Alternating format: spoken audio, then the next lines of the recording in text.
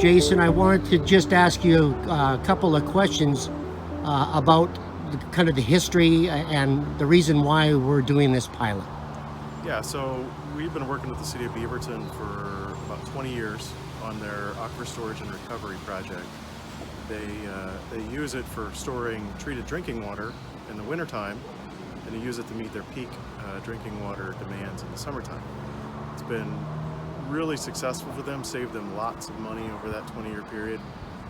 And based on that success, we looked at different opportunities with them and some partnering agencies, Clean Water Services specifically, on other ways to use aquifer storage and recovery. And this project builds on that experience and the success to take stormwater from a residential neighborhood, newer residential neighborhood, treat it to drinking water standards, and then store that water underground in the wintertime when it's there.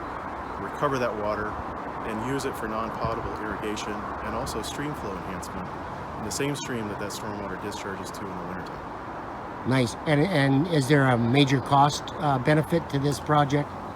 Yeah, substantial. So the city looks at providing water for irrigation, non-potable irrigation, compared to what it costs for them to produce drinking water, which is very expensive.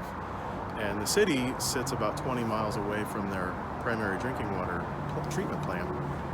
So that water has to get pumped and piped 20 miles to get out to the city. So any source of water they can use to meet irrigation demands, which really drive their peak water supply demands, is a great benefit to them financially. Boy, I could see that. I mean, 20 miles of piping and pumps, and as you know,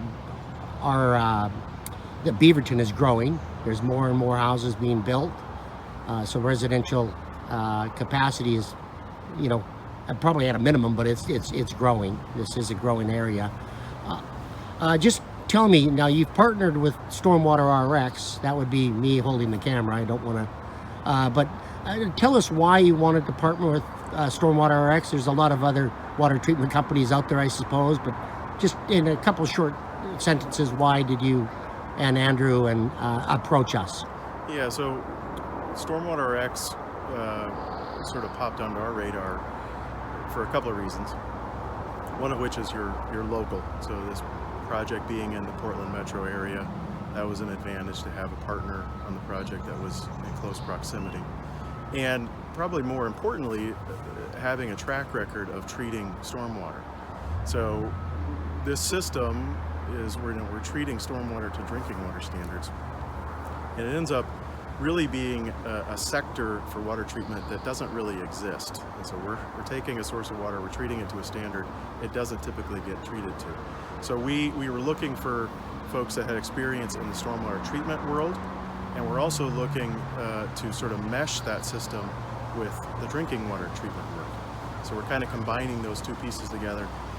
And that's where StormwateRx came in, is their experience in doing stormwater treatment.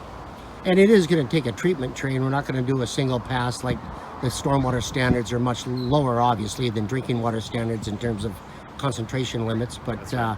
So we're employing a treatment train of physical filtration, enhanced filtration, then followed by cartridge filtration, very small micron, and then that's followed by UV to ensure drinking water standard bacteria and virus log reductions are met. That's Is that correct? Yeah, so anytime we're dealing with surface water, one of the big treatment components for drinking water is the microbiological aspect. So we need to ensure that this water meets those requirements. For the most part, the stormwater is actually of really good quality. We do have some constituents, some metals, and primarily suspended materials that we have to treat for. For the most part, the stormwater is actually fairly clean. Yeah. But that is the most challenging aspect of the treatment side. Yeah, and it's the stuff you can't see, right? That seems to poses the problems and such. Exactly. So we have the entire system contained in a container. You can see that in the far background.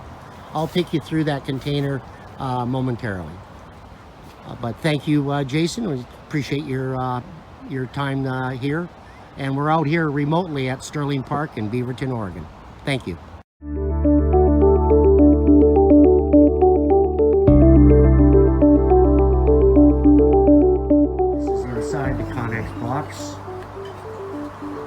This is the inlet with the totalizer and flow meter. Flow control valve up to the clip. Enhanced filter. It then comes down and out into this base tank you see. This is the purest basic, where we have cartridge filters to post filter the stormwater, and that is run through a UV system, and that's a purest bacteria system prior to it being discharged to lower pump.